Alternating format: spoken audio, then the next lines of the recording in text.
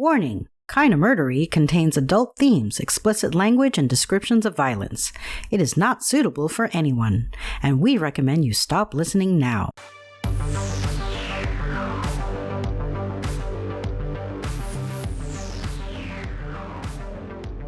True crime with a dash of the paranormal, the garish, the strange, and the darkly comic. A podcast that's about more than just murder. It's my very own pocket dimension, home to a curated collection of bizarre and compelling stories. The unsolved, the unsettling, and the unbelievable. I cover it all, just so long as it's kinda murdery.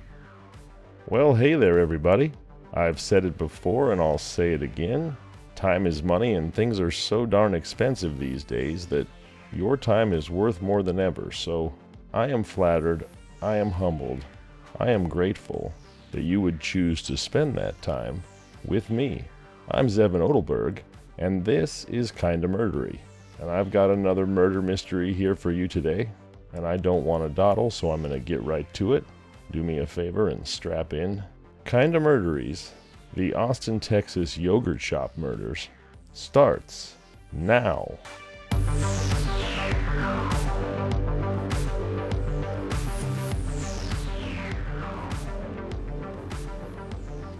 Northcross, late night. On the night of December 6th, 1991, the Northcross shopping center in Austin, Texas was closing down the way it always did. The parking lot lights hummed. The storefronts dimmed one by one. Cars pulled out in slow arcs, headlights sweeping across brick and glass before turning toward Burnet Road. Inside the I can't believe it's yogurt shop, the lights were still on. The store sat along the strip facing the lot, its front windows wide and unobstructed, the interior visible from outside. Posters and pastel signage hung above the counter. Behind it were the machines, tall stainless dispensers for soft-serve yogurt lined up against the wall. Toppings bins, plastic cups stacked near the register. A narrow hallway led toward the back room and restroom area, partially out of sight from the front counter. Working that evening were two 17-year-olds, Jennifer Harbison and Eliza Thomas. Jennifer had brown hair and a steady smile that friends later described as easygoing and warm. Eliza Thomas was dark-haired, and although she was the same age as Jennifer, she had a quiet composure that made her seem older than she was. They were employees closing the store at the end of the night shift. With them that evening were Jennifer's younger sister, Sarah Harbison, 15 years old, and Sarah's friend, Amy Ayers, 13. Sarah had long, light hair and a quick laugh that carried. Amy, the youngest of the four, had soft features and a shy presence that contrasted with the brightness of the shop's fluorescent lighting. It was not unusual for the sisters to spend time together after work. It was not unusual for a friend to tag along on a Friday night. The girls were friends, and they were together in a familiar place. At some point that evening, the front doors were locked to customers. Closing procedures began. Cash was counted, machines were cleaned, floors were swept. The register area was squared away for the next day's opening shift. The exact sequence of the girls' final hour has never been fully reconstructed, but it followed the structure of routine, until it didn't. Shortly before midnight, a patrol officer driving his usual route noticed smoke rising from the yogurt shop. It was not a heavy blaze yet, not a roaring inferno visible from blocks away. It was just smoke pushing out of the yogurt shop, but the yogurt shop shouldn't have been smoking. The policeman called it in. Fire crews responded quickly. The glass storefront reflected flashing red lights as trucks pulled up. Firefighters forced entry and moved inside through smoke and heat. Hoses uncoiled. Water hit flame. The shop filled with steam and soot as the fire was attacked from within. What they found in the back room changed the nature of the call entirely. There were 4 bodies. The girls had been stripped. They had been bound and gagged. Each had been shot in the head. At least one showed signs of sexual assault. The fire had been set after the murders, and it had burned hot enough to blacken the walls, melt plastic, and char flesh. The back room, small and utilitarian, became the center of a crime scene that would define Austin for decades. The fire had already done damage. Water hoses did more. Surfaces were soaked. Debris shifted. Potential trace evidence dissolved or moved.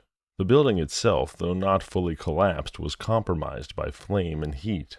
Investigators arriving at the scene were forced immediately into triage. Preserve what remains, document what you can, accept what is gone. The bodies were burned beyond recognition. Store manager Reese Price, 24 years old at the time, was called to the scene to identify her employees. She could not.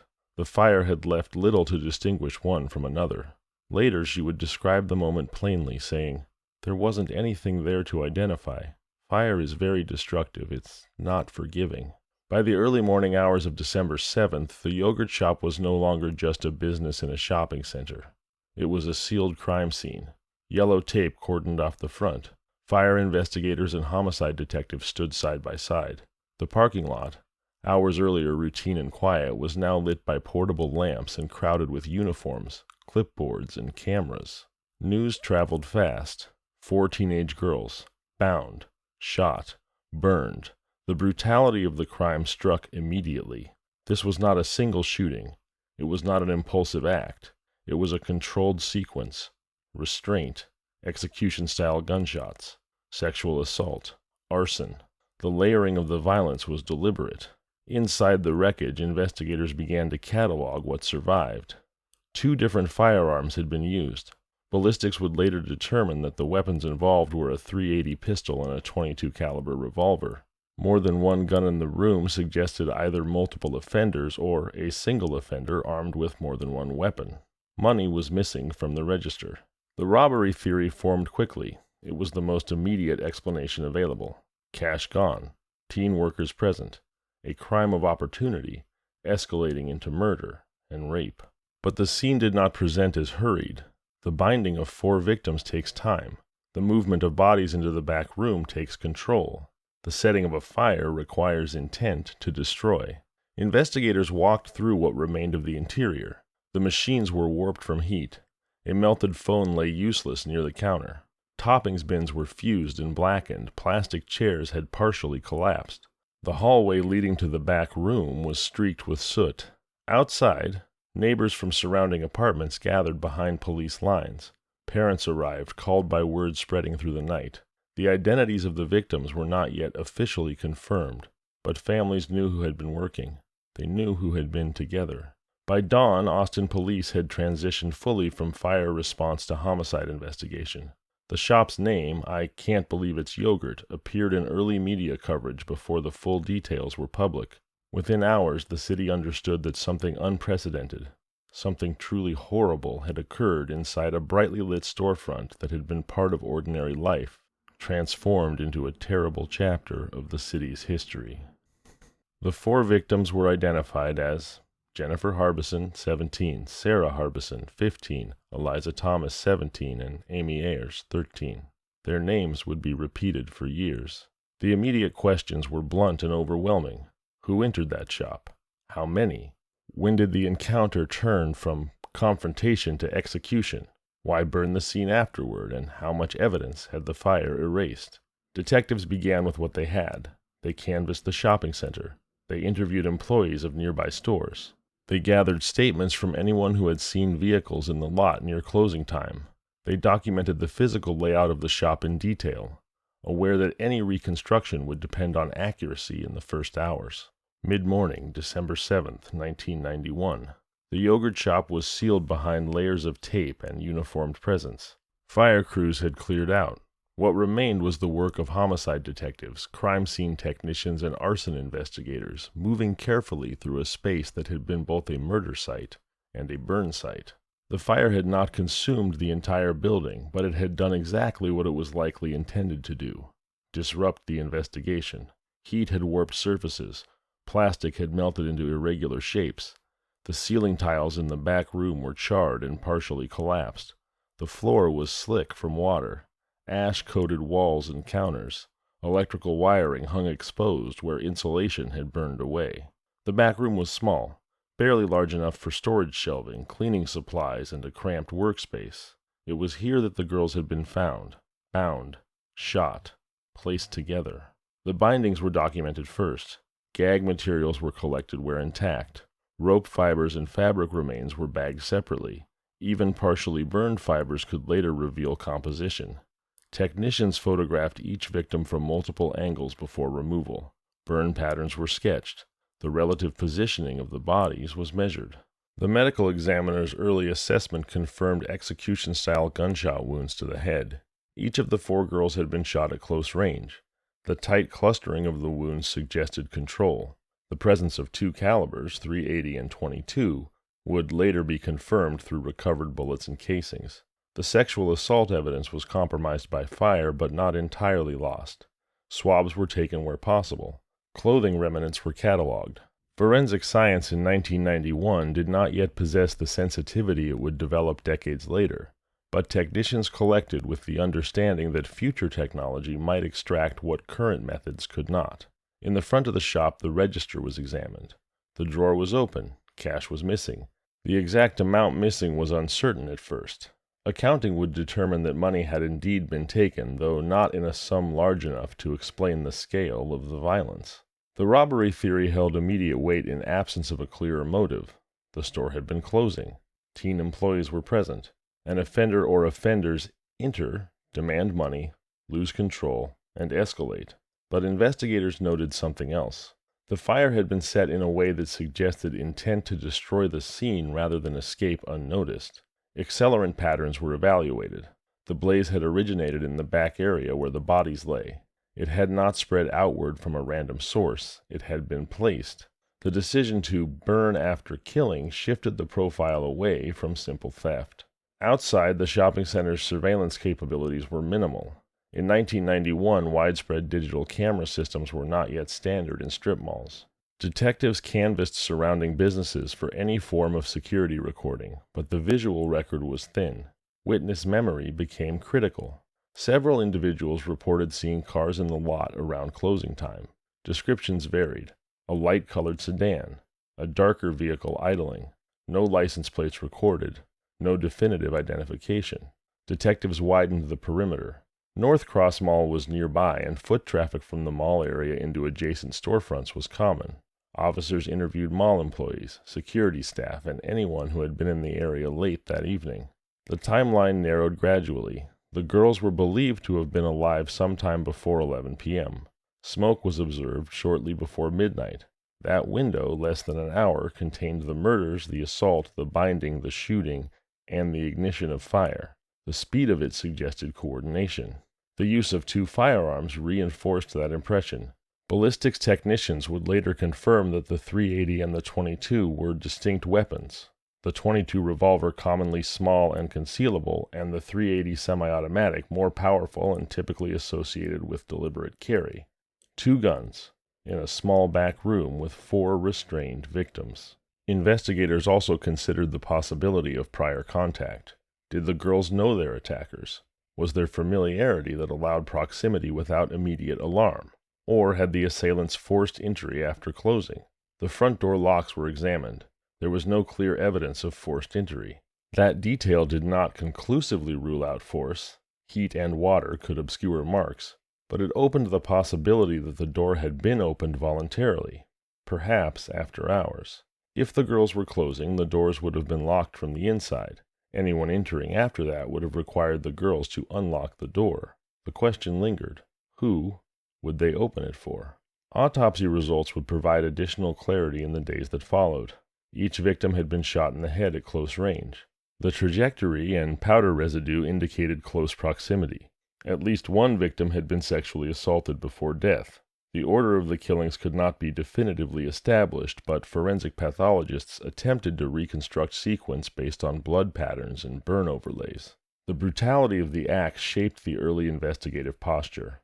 Austin Police Department brought in assistance from the Texas Rangers and the FBI.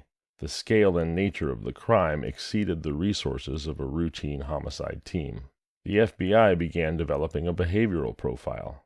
The early profile described the likely perpetrators as males in their late teens to early 20s, individuals who may have resented authority, possibly under the influence of drugs or alcohol at the time of the crime, individuals with prior criminal behavior, potentially escalating. The word used internally was blunt. They called them thugs. But profiles are scaffolding, not evidence. Detectives continued to work outward from physical facts. The firearms became a focus. .22 caliber revolvers were common, .380 pistols somewhat less so, but still widely available. Ballistic signatures were entered into state databases where possible, though the system was limited compared to modern capabilities. Investigators looked for recent reports of stolen firearms matching those calibers. They examined recent robberies in the area. Were there similar patterns? Young female employees, late-night retail, use of restraints? None matched the scale or sequence seen in the yogurt shop. Meanwhile, the families were entering a different phase of reality. Funerals, media attention, national headlines. The image of 4 teenage girls murdered inside a frozen yogurt shop became shorthand for vulnerability in suburban spaces. 8 days after the murders, police arrested a 16-year-old named Maurice Pierce near Northcross Mall. He had been found carrying a .22 caliber revolver. The caliber matched one of the weapons used in the murders. Under questioning, Pierce claimed that he and 3 other boys had committed the crime. His statement generated immediate momentum. But there was a problem. There was no physical evidence tying Pierce or the 3 others he named, Forrest Wellborn, Michael Scott, and Robert Springsteen IV, to the yogurt shop. Ballistic comparison would later show that Pierce's gun was not a definitive match to the .22 used in the murders. The confession narrative lacked detail consistent with the crime scene. Investigators ultimately concluded that Pierce's story was unreliable, possibly fabricated. The arrests did not hold. The case moved forward without a suspect in custody. By the end of December 1991, the yogurt shop stood empty, boarded up. 4 funerals had been held. The city had absorbed the shock. Inside the police department, the file thickened. Ballistic reports, autopsy findings, interview transcripts, witness statements, fire analysis, behavioral profiling. What they had was brutality, 2 weapons, a burned room, and a timeline under an hour. What they did not have was a clear face. The scene had been burned away. The questions had not. By the second week after the murders, the case had shifted from shock to saturation. Austin police were finding hundreds of tips. Some were specific, names, vehicles, rumors overheard at school. Others were vague. Someone acting strange, someone who owned a gun, someone who had once said something disturbing. Every call was logged, every lead was assigned. The Northcross Mall became a focal point. Teenagers gathered near the yogurt shop on Friday nights.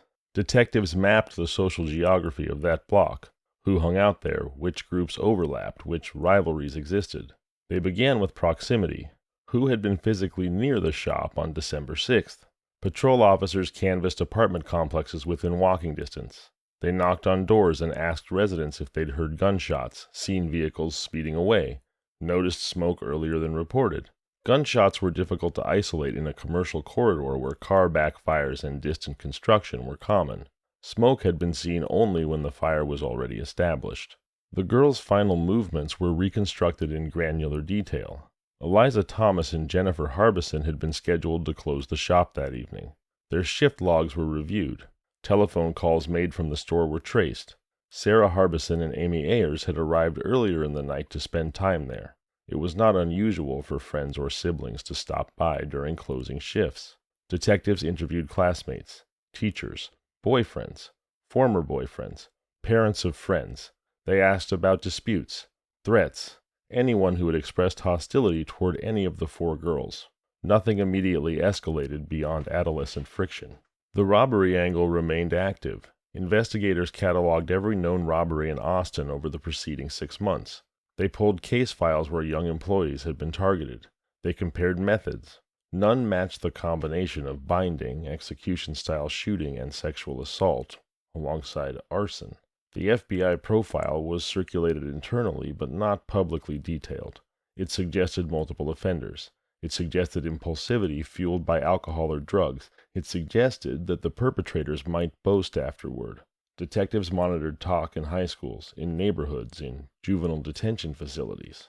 The arrest of Maurice Pierce had been an early jolt. When he claimed involvement, detectives pressed him for specifics. Layout of the store, placement of the bodies, sequence of events. Some of his statements were consistent with publicly known facts. Others were not. Inconsistencies accumulated. His possession of a .22 revolver had drawn attention, but ballistic comparison could not conclusively match it to the bullets recovered from the victims. The other 3 teenagers named, Forrest Wellborn, Michael Scott, and Robert Springsteen IV were brought in for questioning. They denied involvement. Their alibis were checked. No physical evidence tied them to the scene. After review, prosecutors declined to move forward on charges based solely on the statements. The case receded from that initial surge of arrests back into uncertainty. Meanwhile, the forensic backlog grew. The lab examined fibers collected from bindings. They tested for accelerants in the burned room. They evaluated the recovered bullets for rifling characteristics. Each report added data, but no identity. The city did not retreat from the story.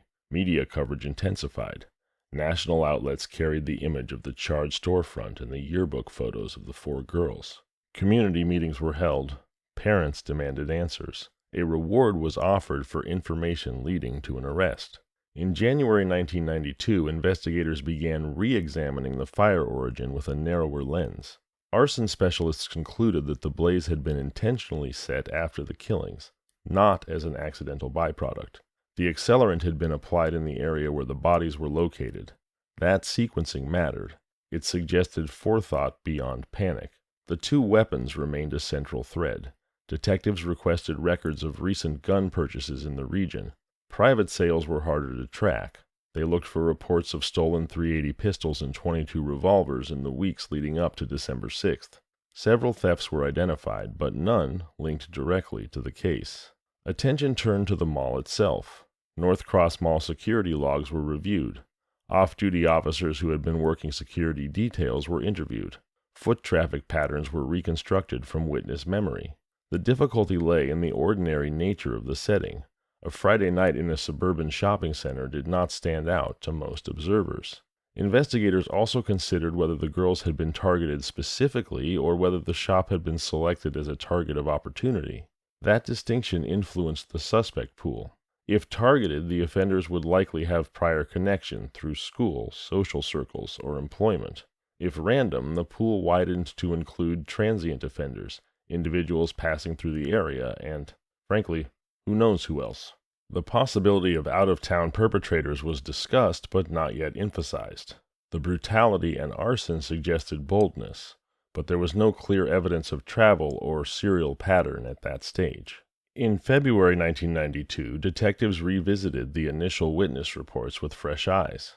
They conducted follow-up interviews with individuals who had been near the shop that night. Memory degrades quickly, but sometimes details emerge after shock subsides. A description of a vehicle became slightly clearer. A recollection of 2 males entering the shop earlier in the evening surfaced, though no one could identify them definitively. The girls' families lived in a suspended state between grief and vigilance. They attended press conferences. They appealed for information. They repeated the names of their daughters in public spaces to keep them from becoming abstractions. Inside the police department, the file expanded. The early months of 1992 were consumed with sifting. The case team organized tips by category: firearms, suspects, vehicles, prior sexual offenses, known burglars. They cross-referenced names against arrest records. They compared DNA, limited and partial, to available samples, though the technology of the time restricted what could be meaningfully tested. The arrest of Pierce and the collapse of that lead created an undercurrent of caution. Detectives understood the danger of building a case around statements unsupported by physical evidence. The magnitude of the crime demanded certainty. Springsteen and Scott remained on the radar, but without corroboration, the focus broadened again. By spring of 1992, the investigation had entered a slower phase. Not inactive, but methodical. The initial flood of tips had thinned. The public's immediate shock had settled into a long-term expectation of resolution. In the squad room, the evidence board remained crowded. Photographs of 4 girls, a diagram of the yogurt shop interior, ballistic summaries, fire origin notes, names circled then crossed out. There were 4 victims, 2 guns, 1 fire, and no arrest that held. We're going to wrap up episode 1 there. Please join me next Thursday, March 5th, for part 2 of the Austin, Texas yogurt shop murders. And hey, if you know anyone who likes a true crime podcast, friends, family, acquaintances, somebody you happen to bump into, please tell them about the show. I sure would appreciate it. I'm Zevon Odelberg, and this has been Kinda Murdery. If you like the show, please subscribe, review, and tell your friends. You can find us on social media at Kinda Murdery or email at kindamurdery@gmail.com.